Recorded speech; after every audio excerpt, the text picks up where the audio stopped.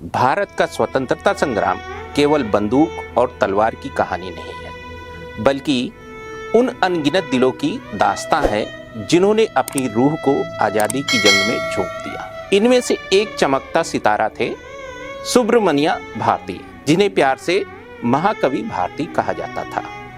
तमिलनाडु के इट्टयपुरम में 11 दिसंबर 1882 को जन्मे सुब्रमण्य भारती न केवल एक कवि, पत्रकार और समाज सुधारक थे, बल्कि एक ऐसे क्रांतिकारी भी थे जिन्होंने अपनी लेखनी को आज़ादी का हथियार बनाया। उनकी शायरी और लेखन ने नौजवानों के दिलों में आज़ादी की चिंगारी को हवा दी, जिसे आज भी हम उनके गीतों और कविताओं में महसूस करते हैं।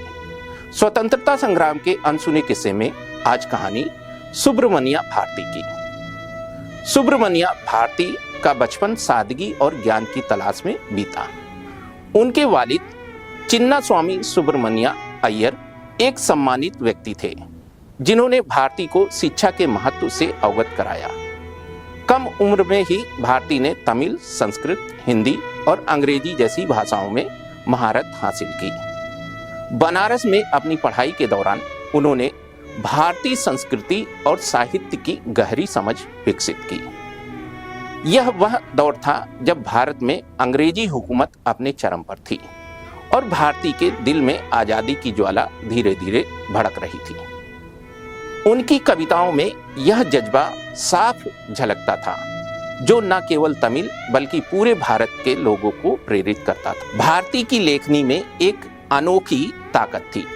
उनकी कविताएं जैसे भारत देशम न केवल साहित्यिक कृति थी, बल्कि आज़ादी की पुकार थी। उन्होंने अपनी शायरी में हिंदुस्तान की शान को उजागर किया और लोगों को गुलामी की बेड़ियों को तोड़ने के लिए प्रेरित किया। उनकी एक मशहूर कविता आवाहन में वे लिखते हैं, कस ली है कमर अब तो कुछ करके दिखाएंगे, आजाद ही हो लेंगे या सर ही कटा देंगे। यह पंक्तियां नौजवानों में जोश भर देती हैं और उन्हें अंग्रेजी हुकूमत के खिलाफ बगावत के लिए प्रेरित करती थी। भारती ने अपनी लेखनी को एक हथियार की तरह इस्तेमाल किया, जिसने न केवल तमिलनाडु बल्कि पूरे भारत में स्वतंत्रता संग्राम को एक नई दिशा दी। उनकी पत्रिका स्वदेश मित्रन और इंडिया ने लोगों के दिलों में आज़ादी की अलग जगाई। इन पत्रिकाओं में छपने वाले उनके लेख और कविताएं अंग्रेजों के लिए खतरे की घंटी बन गए। भारती केवल एक स्वतंत्रता सेनानी ही नहीं, बल्कि एक समाज सुधारक भी थे। उन्होंने औरतों की आज़ादी और बराबरी के लिए आवाज उठाई। उस दौर में जब समाज में औरतों को दोयम दर्जा दिया जाता था, भारती ने अपनी कविताओं में नारी शक्ति की तारीफ की।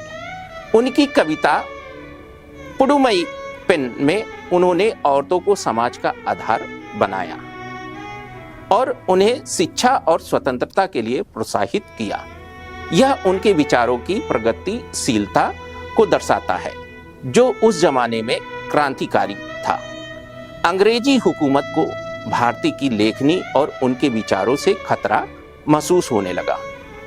1908 में उनकी क्रांतिकारी गतिविधियों के कारण उन्हें गिरफ्तार करने की कोशिश की गई, जिसके बाद वे पौंडीचेरी भाग गए, जो उस समय फ्रांसीसी शासन के अधीन था।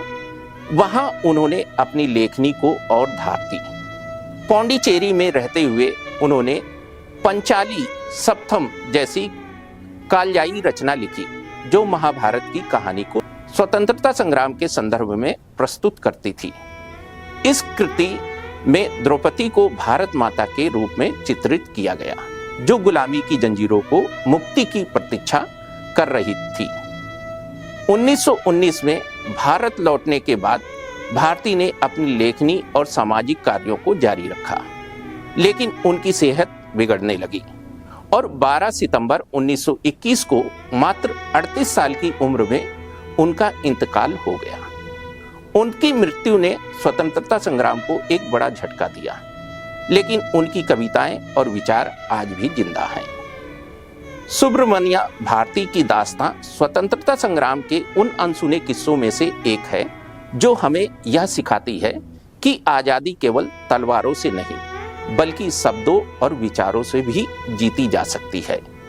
उनकी कविताएं आज भी हमें प्रेरित करती हैं कि हम अपने हक के लिए लड़ें और अपने देश की शान को हमेशा बरकरार रखें।